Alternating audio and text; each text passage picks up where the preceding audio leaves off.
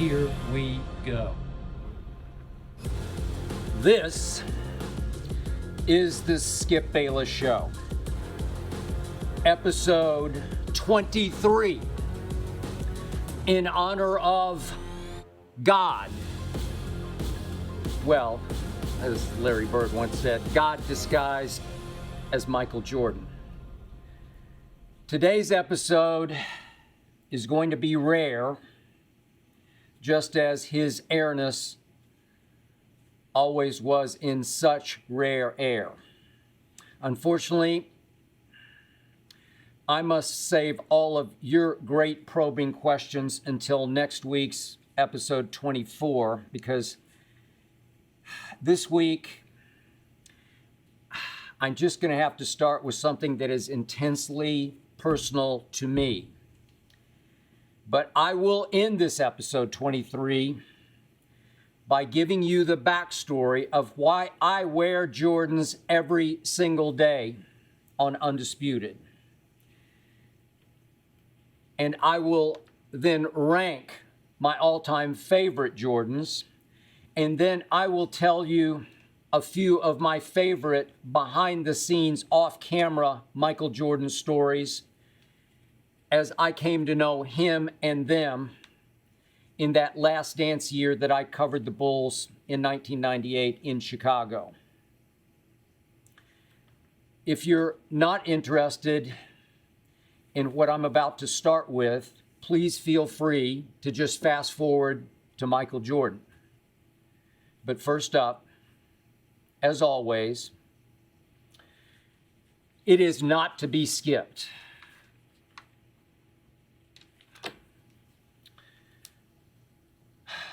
Before I say what I'm about to say about Stephen A. Smith, please know this. He has been more of a brother to me than my actual brother ever was to me. I love the man. And no matter what happens from this point forward, I will always love the man. But brothers do fight. We definitely have fought before, have we? And maybe we're about to fight again. All I know for sure at this point in time is that Stephen A. Smith made some statements on J.J. Redick's podcast last week that flat out blindsided me, that stung me to the core, that ultimately made me angry and made my wife Ernestine even angrier. And she knows Stephen A. very well, maybe even better than I do in some ways.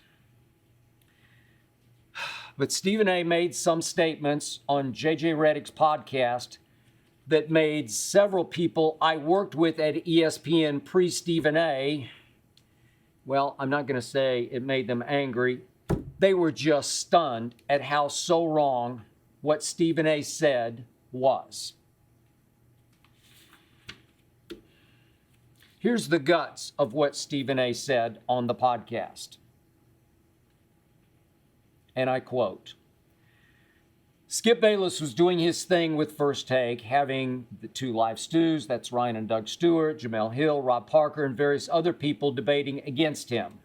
And then in 2012, they weren't satisfied with the numbers, the ratings, and the amount of revenue that was being generated.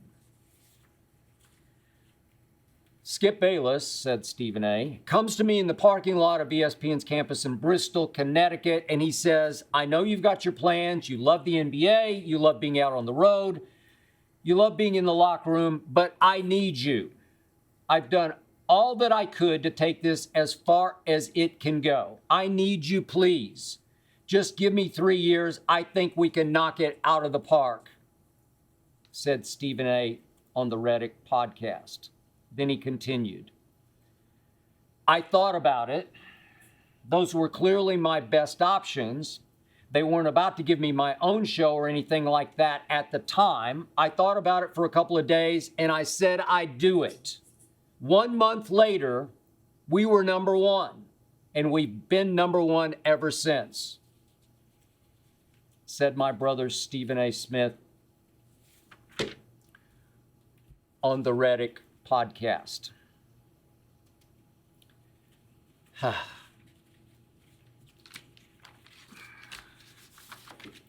Let me gather myself. What? I cannot tell you how wrong that was. It was so recklessly inaccurate. It was such shocking fabrication. And my first thought when Ernestine sent this to me to peruse, I thought, how could my brother Stephen A. turn on me like that? On me? Seriously?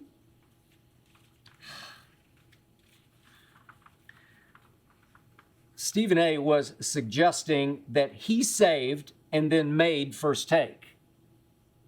How can you save and make a show that was already as big a 1,000,000,000 to 1 success story as ESPN had ever seen? The ratings and the revenues were impossibly great when Stephen A. joined me in 2012.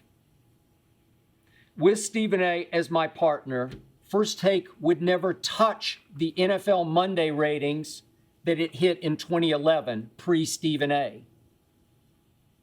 And I had taken First Take as far as I could? Seriously? I was just getting started. The rocket had just launched the year before in 2011.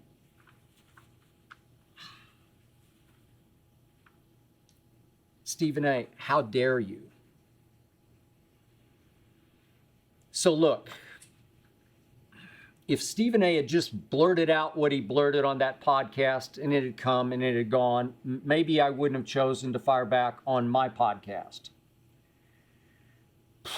But fortunately or unfortunately, the New York Post wrote an entire story about those remarks.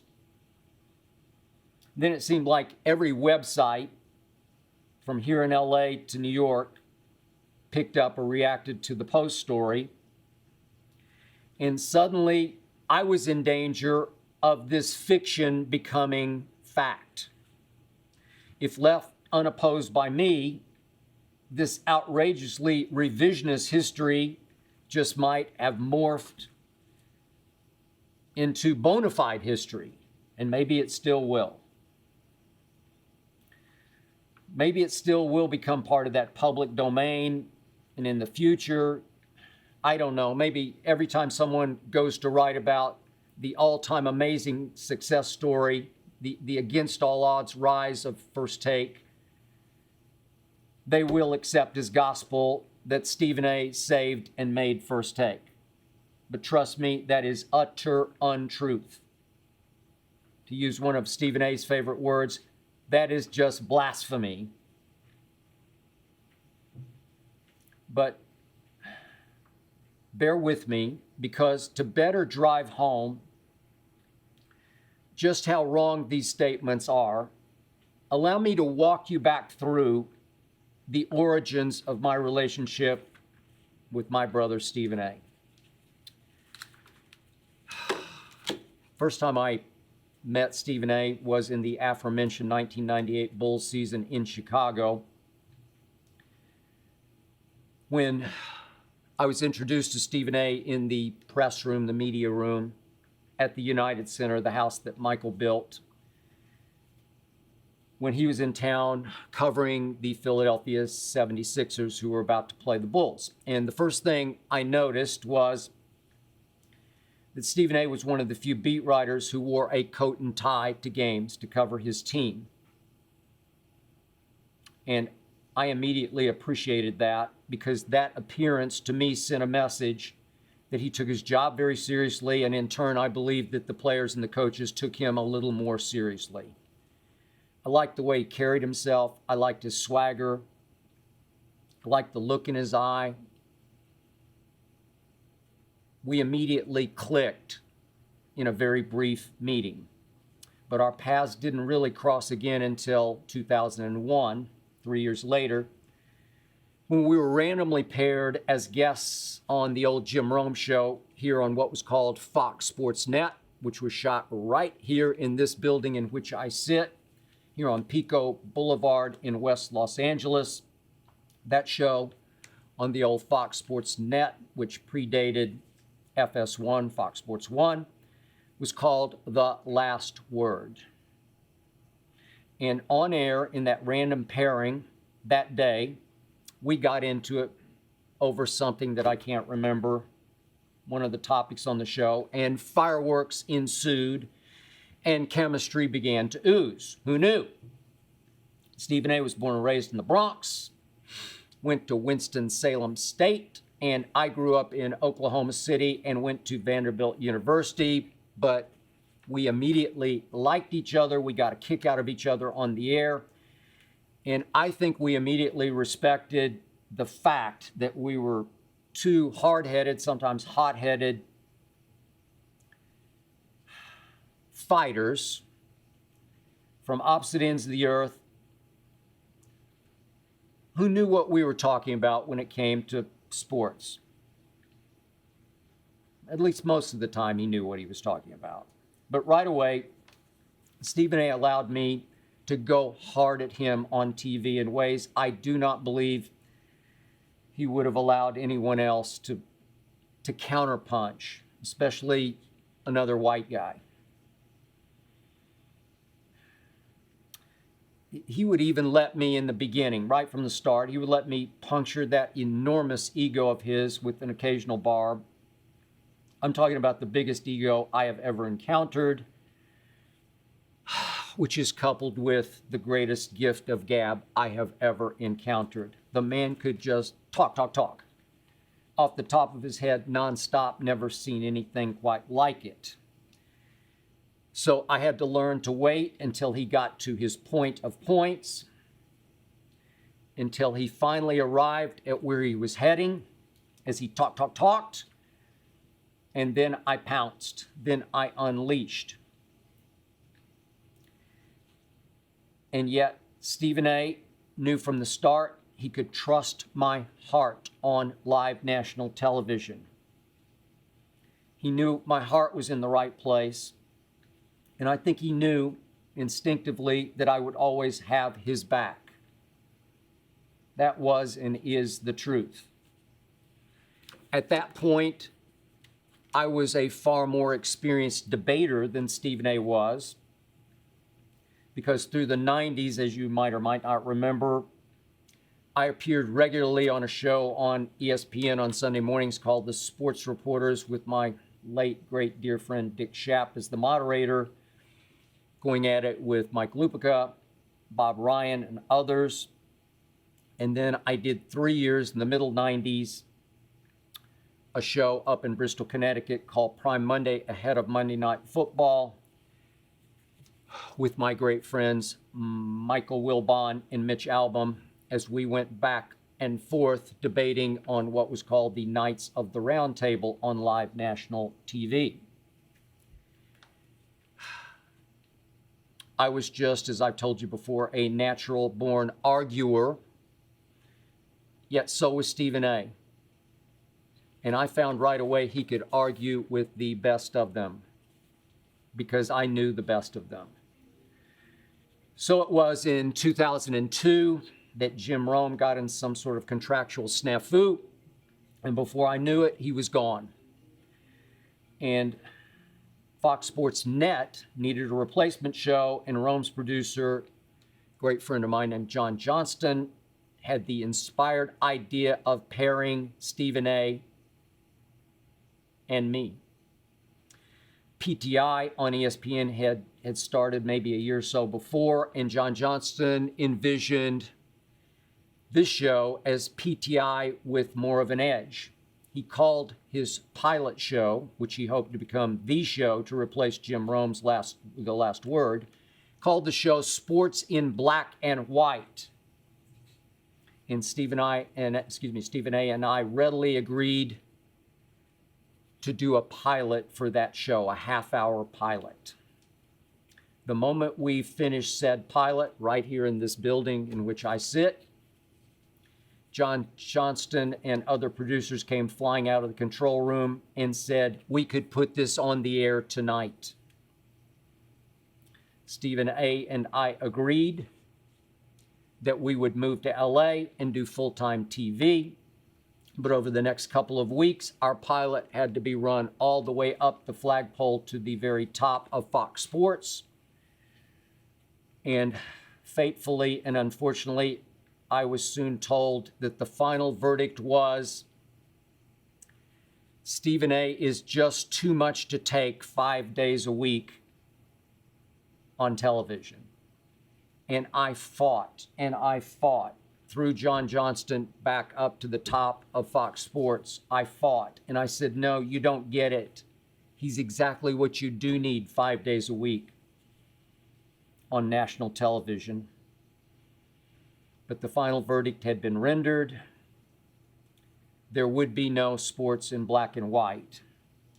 Still, I just knew to the bottom of my soul that I was destined to work with Stephen A. And we both eventually found our way to ESPN. And we actually did 2 full weeks together as guest hosts on PTI when Michael and Tony Kornheiser were on vacation / going to the Olympics, I believe in Greece that year. So Stephen A. and I had quite a run doing the show that we were going to oppose on Fox Sports Net. And we clicked and we loved it, and here we went. And I soon joined a show on ESPN2 called Cold Pizza, while Stephen A. got a shot at doing his own show, quite frankly. And yet shortly into our stays on our respective shows, Mark Shapiro, who had hired both of us, was deposed as the head of ESPN, and I figured we were both a little vulnerable. Stephen A. eventually was given 3 months to save the ratings of Quite Frankly. He was given the option of firing his showrunner, a man I came to know because he ended up running Cold Pizza for a while, named Mike McQuaid. Big fan of Stephen A.'s, but Stephen A. replaced Mike McQuaid with what became a good friend of both of ours named Galen Gordon. And he had 3 good months to save Quite Frankly, and it did not work for whatever reason, and that plug got pulled. In fact, every plug in New York City got pulled by the new regime, except for one. There was no more Quite Frankly, no more ESPN Classic, no more Stump the Schwab, but Cold Pizza survived. Why? Because our ratings were ticking up. Why was that? In my humble estimation, because we had added the debate element to Cold Pizza, and it was starting to work.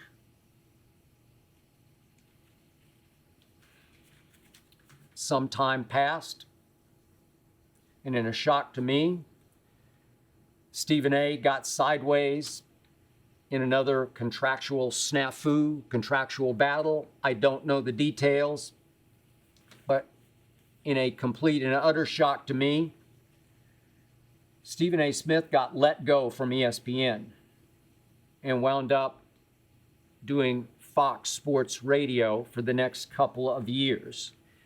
Yet over those 2 years, it felt like Stephen A. and I talked about once a week. And all I continued to hear from him was, hey, I got to get back to the worldwide leader. And I would say, I'm going to get you back.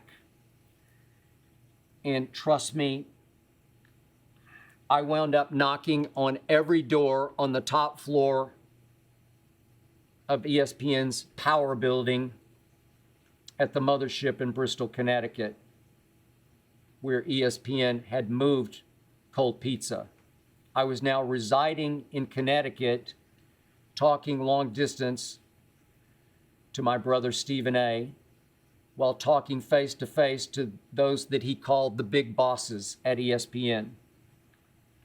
I went to John Skipper's office. I went to Norby Williamson's office. I went to John Walsh's office. I went to Mark Gross's office. And I said, you got to let him come back. And again I heard, I'm sorry, he's just more trouble than he's worth. And I said, no, you have to understand. He's matured. This has humbled him at least a little bit. He'll be great when he comes back. He's just too talented, I continue to tell the big bosses. He belongs here. You know it, and I know it. And finally, February 1st, 2011, the great Stephen A. Smith was hired back at ESPN, but he was forced to repay some pretty serious dues.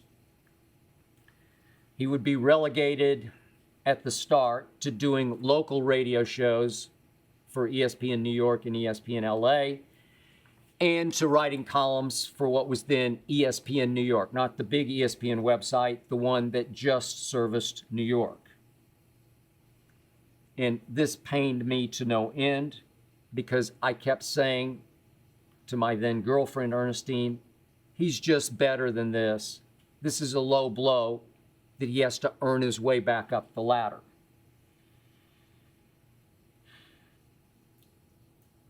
Meanwhile, First Take was rolling along as what had been a rebranded Cold Pizza. We'd been moved up to the mothership and we'd just been renamed First Take. Not my name, not my choice.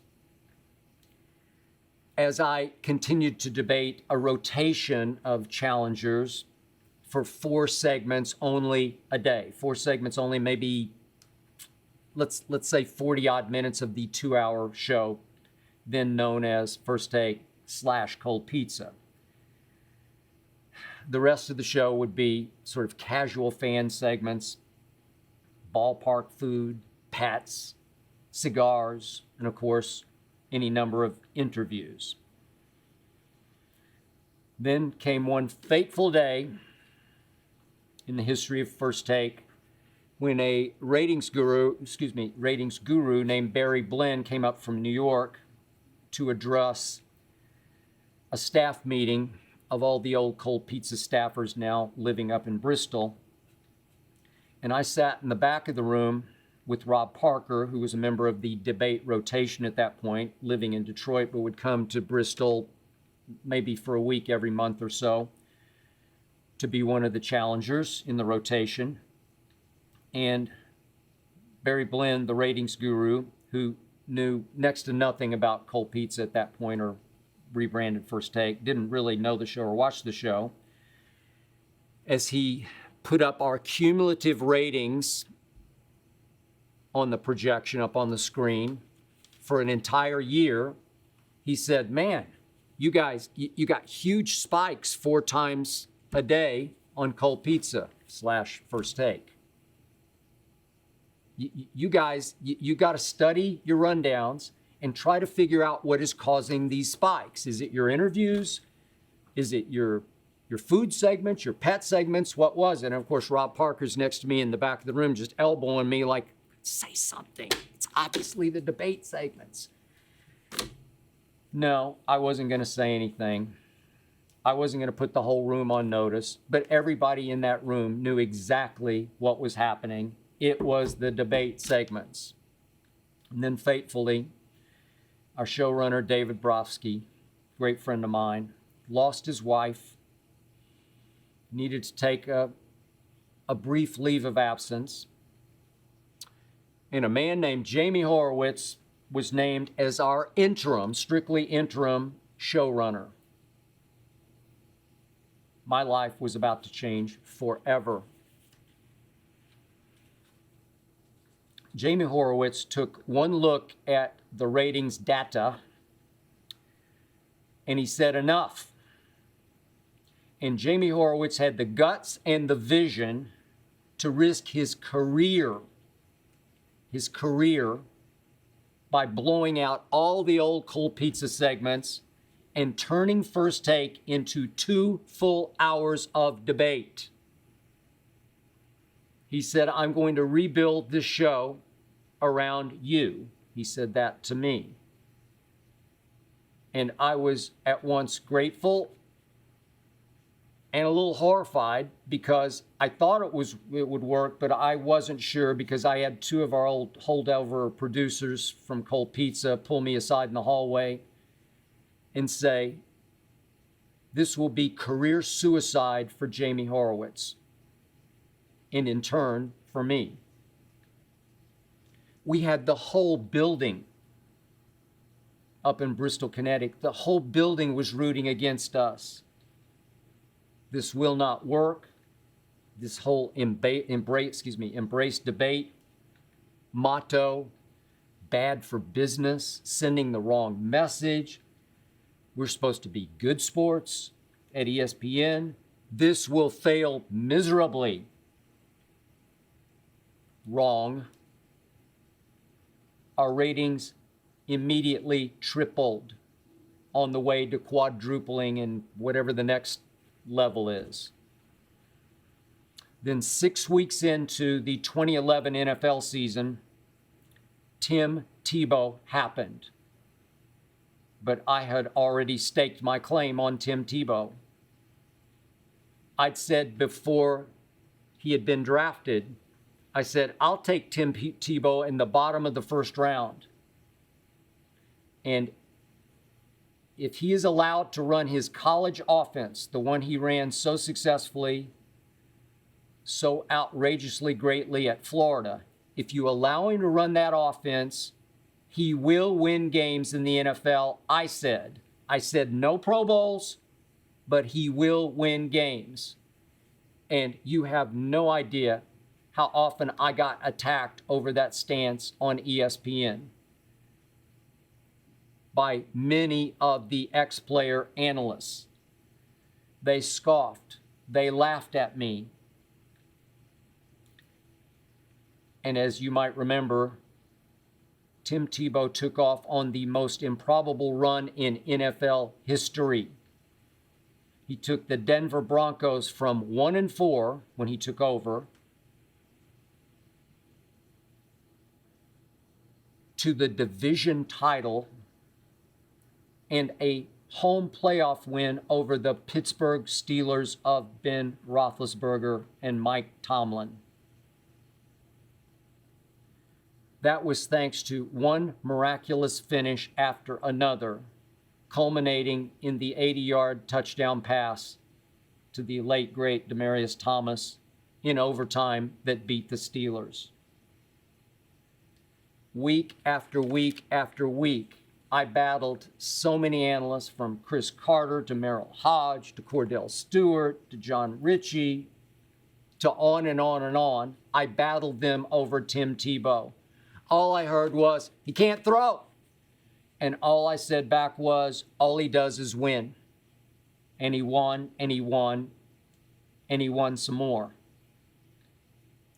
On NFL Mondays, on ESPN2, where First Take was then located, we did unheard of ratings. We did impossible numbers. We did the unthinkable. We started crushing SportsCenter on what was called E1, on regular ESPN. We cannibalized the network. We started dominating the flagship show on regular ESPN, SportsCenter. The bread and butter show, opposite us. We nuked it. It's impossible. I began to ask John Skipper, then running ESPN, to please move us to E1. And John Skipper continued to tell me, hey, if I do, your ratings will go through the roof, because it's the reach on big ESPN versus E2 is, I don't know, maybe 10-1. So he would say, yeah, your ratings would go through the roof. But he said, if I move SportsCenter to E2, ESPN2, SportsCenter will tank. And he said, we can't have that. SportsCenter is just too valuable to us. Would you believe that after the 2011 NFL season, I got nominated for an Emmy? Me. I don't know how it happened, but I did. I still can't believe it to this day, but I did. I got nominated for an Emmy. Villainous me, nominated for an Emmy. And thanks to DJ Steve Porter, he made a music video built around my defending Tim Tebow. We called it All He Does Is Win, off my sort of slogan for the year. Would you believe that DJ Steve's music video won the Webby Award following the 2011 season? You know, maybe someday somebody will write a story or do a documentary on First Take's just against all odds rise in 2011. It was the story within the story, the sort of Tebow-esque run of First Take, which became sort of part and parcel of Tebow's miraculous exploits. But here's the capper. Here's the apropos point to what I'm getting at. Only about mid-season in 2011 did Jamie Horowitz and I finally convince the head honchos, the big bosses as Stephen A. calls them, to let Stephen A. do one 10-minute segment a week, one a week on Wednesdays on First Take. That was it. That was the quota. You get 10 minutes on Wednesday. So he would join me at the top of the second hour on First Take each Wednesday. And yes, there were automatic fireworks. We had history together. I missed him. I loved the man. And I loved making him look sillier and sillier about Tim Tebow. But he still had to repay his dues. We still just got the one segment. We began to fudge it and make it 15 minutes, sometimes 20 minutes. Maybe by the end of the year, we tried to pop him on maybe twice in a show. But so it was after the season ended. Jamie Horowitz sat down with me and we talked about what would be best for me going forward on First Take. He left it completely up to me. You want to keep the rotation? Do you want more Stephen A? Do you want less Stephen A? Totally my call. And I said, I want Stephen A to be my constant, my permanent partner, because I need a constant. I need someone I can trust every day to be that guy, that way, every day, while we can continue to weave in members of our debate rotation, which we continue to do. But in the end, you got to trust me on this. There was a big part of me that wanted to throw my brother Stephen A little bit of a lifeline, because I wanted to get him back in the door in Bristol. No more New York radio, LA radio, New York website. He belonged in Bristol. And so I was hoping to reel him back in, get him back in the good graces of the big bosses, so that he could again rise and shine the way he was meant to do at ESPN. But trust me on this, I did not plead with him to take the job. I did not need him to save First Take. It was a 1,000,000,000 runaway success story. And Jamie Horowitz, by that point, was now a rising star at the network, soon to leave to run the Today Show.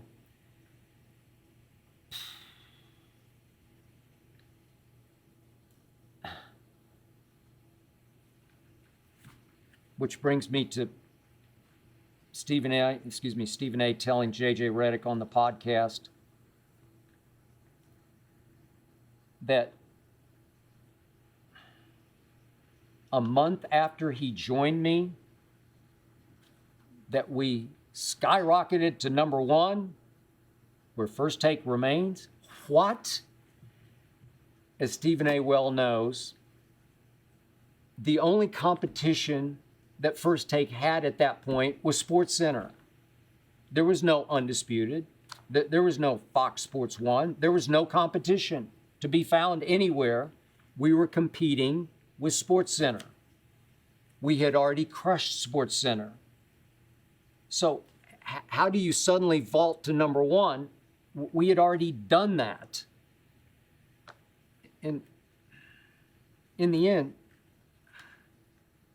I had hoped Stephen A. would join me, but you got to trust me on this also.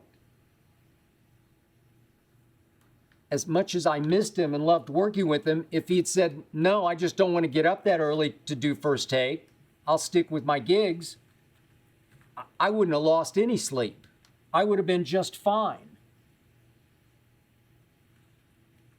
Life would have gone on beautifully for me and Jamie and all those working behind the scenes at First Take. It was just that I thought Stephen A. would be a little better for me. And I definitely think our ratings continued to climb, in part because he joined me. Rare chemistry. I give him credit for that, especially during NBA season, because he is the face of the NBA on ESPN. But the rocket had been launched against no competition. And I'm pretty sure that the ratings Stephen A. and I did on NFL Mondays in 2012 and 13 and 14 and 15, those 4 years we worked together, those ratings never touched the NFL Monday ratings that First Take hit in 2011, never touched them. They were off the chart. They were out of the galaxy. They were impossibly great because of Tebow, but because Tebow had become my story. So for Stephen A. to suggest that he saved and made First Take is just an insult, not only to me, but to everyone behind the scenes, all the courageous brain power behind the scenes at First Take in 2011, pre-Stephen A. I'm talking about Jamie Horowitz. I'm talking about Charlie Dixon. I'm talking about Whit Album. Those three who made such a difference in my life by 2016 had come here to try to build FS1, Fox Sports 1, right here in this very building in which I sit. Their message to me in 2016 as my contract was up was, we're not going to make it here unless you come and help us. And I told my then wife, Ernestine, I owe them for the opportunity they gave me in 2011. They rebuilt First Take around me. I owe them now to come help them launch on FS1 in Los Angeles. Yes, the money was good, but in the end, as Ernestine will attest, for me, it was all about loyalty and it was about challenge. I left Stephen A. because I wanted and I needed the challenge to come here and try to help ignite this network and put it on the map. And we have accomplished that. And here I owe a huge debt of gratitude to my man, Shannon Sharpe. Could not have done it without you. Shannon Sharpe has been a godsend for me. Very different from Stephen A., as you might know from watching both shows. We're talking about a Pro Football Hall of Fame tight end with a deep love, a deep feel for, a deep interest in, a deep command of the NBA also. Shannon Sharpe works his tail off to compete with me every single day. The highest compliment I can pay Shannon Sharpe is he holds his own with me. He is a daily challenge for me, and I love him for that.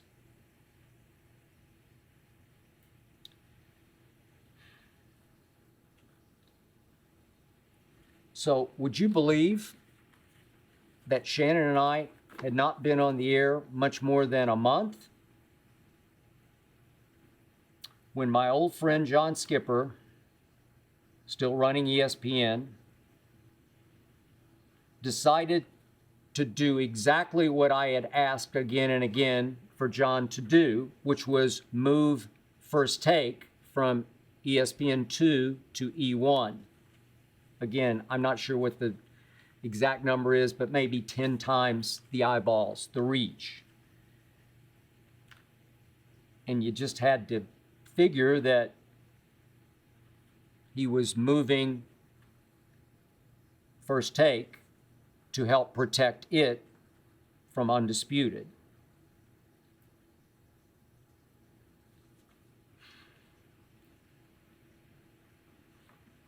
You should also know that in my first 4 years here at FS1, living in Los Angeles, every single time Stephen A. came to Los Angeles,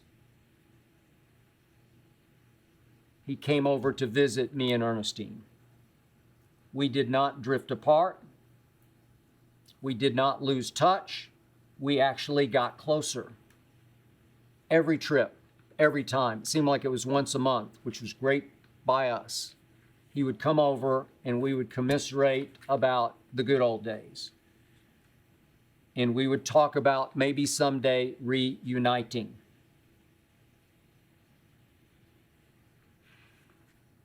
As my first contract here, the first 4-year deal neared its end, Stephen A. pushed ESPN to try to hire me back.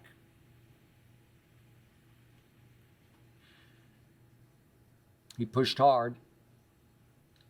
The idea for us was to initially reunite on ESPN Plus, but with an eye on sooner than later segueing right back into doing what's called linear TV, regular TV, on a show together. I don't know, maybe we would have wound up together back on First Take.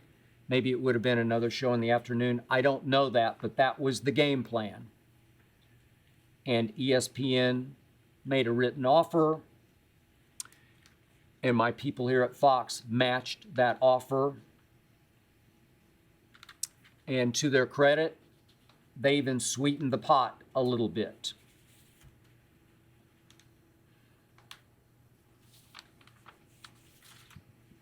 I was honored by this. I obviously had not failed in LA, and we could have, but we didn't. Because the salaries have been widely reported, I will reiterate. My second deal here at FS1 was 4 years at $8 million a year. That was $32 million total. Stephen A. had received huge publicity for the first year of his new deal, which was $10 million for the first year. The next 3 were for 6, 6, and 6, followed by a 5th year at $10 million. So when I re-signed, this is almost 2 years ago, when I re-signed with FS1, I was making $32 million for 4 years, while Stephen A. was making $28 for 5 years. And I was pretty proud of that.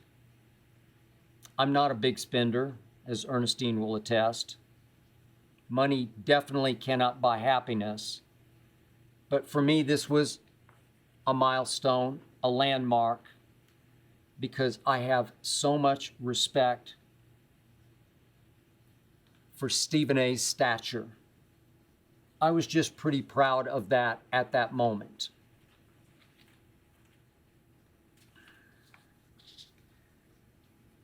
Recently, my brother Stephen A sent me pages that he has written for an upcoming autobiography.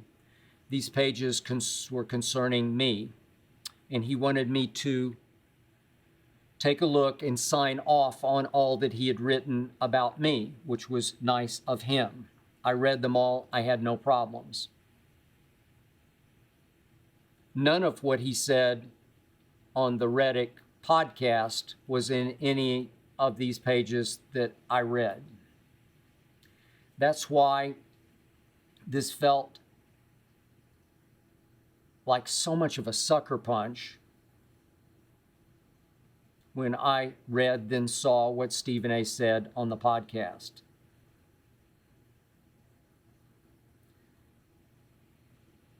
That's why all of this just felt overall so wrong to me. But hey, Stephen A, maybe you just had a bad day. It happens, my man. Maybe you've just been run ragged by all the NBA final shows that you have to do on top of First Take, which I know can wear you out in and of itself. Maybe you just got a little too carried away with that podcast mic in your hand. But I still love you, Stephen A. Smith, and I always will. And who knows? Maybe somehow, maybe someday, you never know.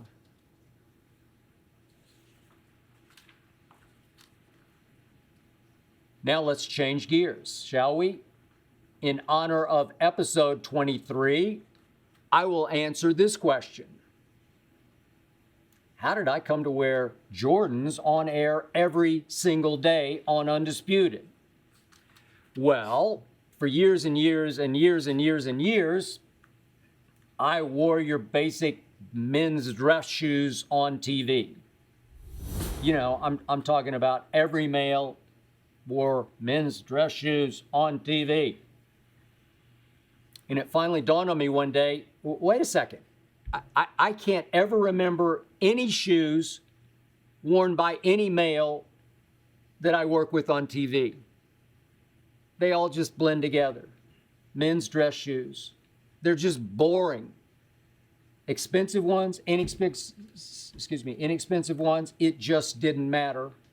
They were just as boring as the chicken and broccoli I eat twice a day, every day.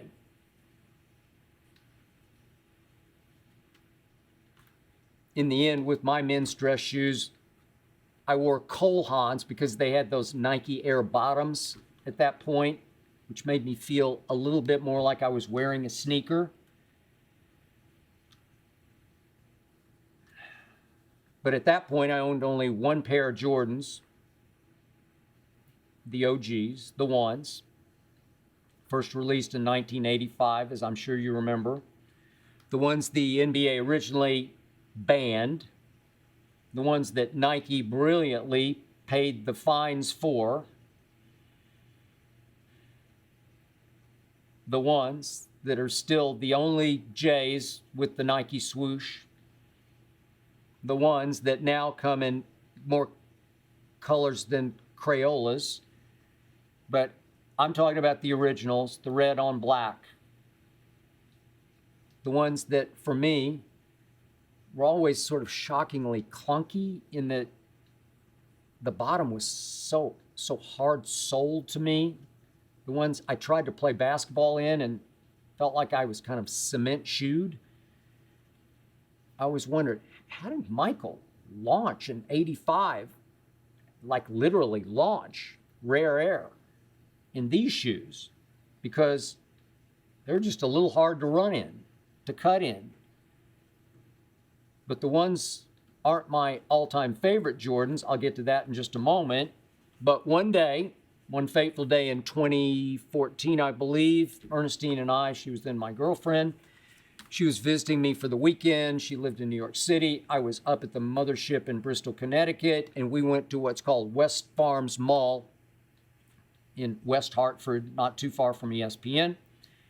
And it was the first time I noticed something called Jordan Futures. Aha. And I said to Ernestine, you know, these would look really good with the suit. So I bought some all black ones. That Friday, I wore them on first take. Felt like I was breaking every rule, but they felt great.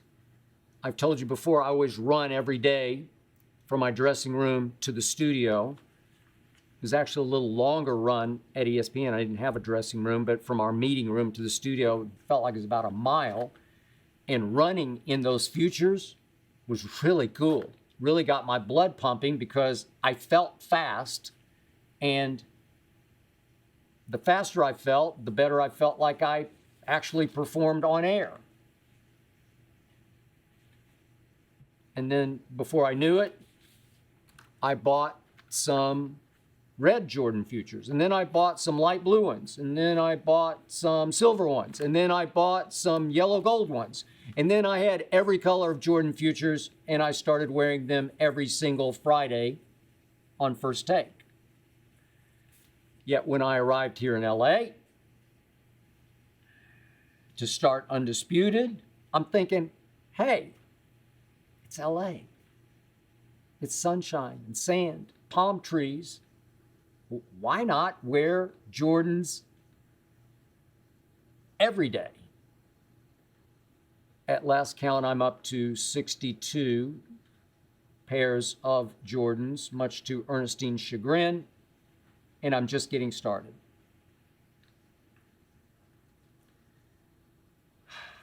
My favorites are in order. Number one, my 11s, my Concords in black and white. The first Jordans with patent leather. The 11s that became Michael Jordan's favorites. The ones designed to be worn with a tuxedo. The ones that look by far the best with a suit. The 11s that Jordan wore in the original, the one and only Space Jam. Sorry, Lagon. The 11s to me are by far my favorites. When I want to feel and look my best, I go to the 11s. Low top, mid top, high top, whatever. I just love the look of the 11s. Number two on my list of all-time favorite J's have a sentimental component. They're my 13s with the green trim. The ones Lil Wayne gave me for Christmas 2 years ago. I wear them proudly, my brother Wayne. And number three on my list are those OGs, the ones, the first pair I ever had. As I've said often to Ernestine, I would sleep in my Jordans if she would let me. She will not. I even have 4 pairs of Jordan golf shoes. At least when I play badly, I look good. Now, in honor of episode 23, in honor of the undisputed GOAT, not the phony GOAT, not Lagon, I give you 3 quick behind-the-scenes anecdotes from that Last Dance season I covered in Chicago as columnist for the Chicago Tribune.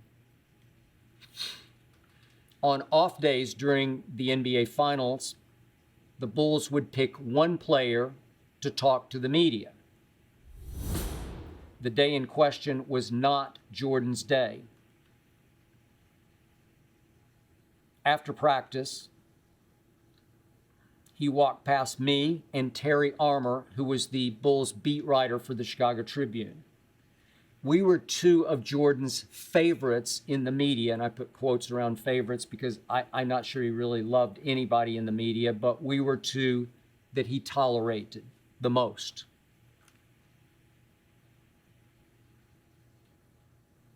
And he walked by us and he looked sideways. And pardon my language, but he said, "I ain't talking to you motherfuckers today." And I got to tell you, I loved that. Jordan kissed up to nobody, not even to the two guys from the paper of record, the biggest paper in Chicago, the Chicago Tribune. There wasn't 1 ounce of LeBron in Michael Jordan. He did not care about being beloved. He only cared about being respected and feared on the basketball court. As much as he liked me, I was just another MFer to him. And so was every player he faced and destroyed. Just another MFer. Anecdote number 2. After that 98 season ended, nobody knew for sure what Michael was going to do. Would he actually retire because Jerry Krause, the GM, was hell-bent on replacing Phil Jackson with Tim Floyd? Nobody knew for sure. I couldn't really bring myself to believe it. Michael walking into the sunset at age 35? Michael was playing in a Pro-Am golf tournament in Chicago, and I went out to watch. He saw me, and he invited me inside the ropes to walk with him. And on a par 5, Michael drove it into a fairway bunker and immediately pulled out his 3-wood. If you know golf, a 3-wood out of the fairway bunker is not an easy shot. So I said to Michael, "That's a hard shot." And he said, "No, it isn't." He said, "I just imagine Jerry Krause's face on the ball." Jerry Krause's face on the ball. I love that. I was stunned by that. And he was dead serious about that. And he planted himself in the fairway bunker and took his backswing, and he blasted that Jerry Krause-faced golf ball. He launched it, I'm going to guess, 230 yards, right onto the front of the green in 2 shots on the par 5. That's when I knew Michael Jordan would never again play for the Chicago Bulls. Anecdote number 3. During those 1998 conference finals, this was against Indiana, I was in Indianapolis to show up for and cover an off-day Bulls practice at Market Square Arena, where, of course, the Pacers played. And just as practice was ending, a few of us reporters were allowed to enter on the upper level of Market Square, hoping to make it down to the floor before all the players had left the floor. I entered just in time to gaze down upon this scene. Michael Jordan was standing at the free throw line with his right hand completely covering his eyes, about to shoot a free throw with only his left hand. And apparently there was a whole lot of money riding on this shot because much of the team had gathered around the free throw lane to watch this outcome. And of course, with the ball in only his left hand, Michael Jordan swished it. I saw it. I witnessed it. And even I couldn't believe it. And maybe 8 or 10 teammates surrounding the free throw lane just fell out, just fell all over the court. mostly laughing loudly in amazement and sheer awe. He had done it again. I don't know who his victim was. I couldn't really tell against whom he had bet. But Michael did not hesitate. He did not break stride. He marched straight down the lane, straight off the court, straight up the tunnel to the locker room. And that, ladies and gentlemen, was Michael Jeffrey Jordan. That's it for episode 23. Thank you for listening and or watching. Thanks so much to Jonathan Berger and his All-Pro team for making this show go. Thanks to Tyler Korn for producing. Remember, Undisputed every weekday, 9:30 to noon Eastern Time. The Skip Bayless Show every week.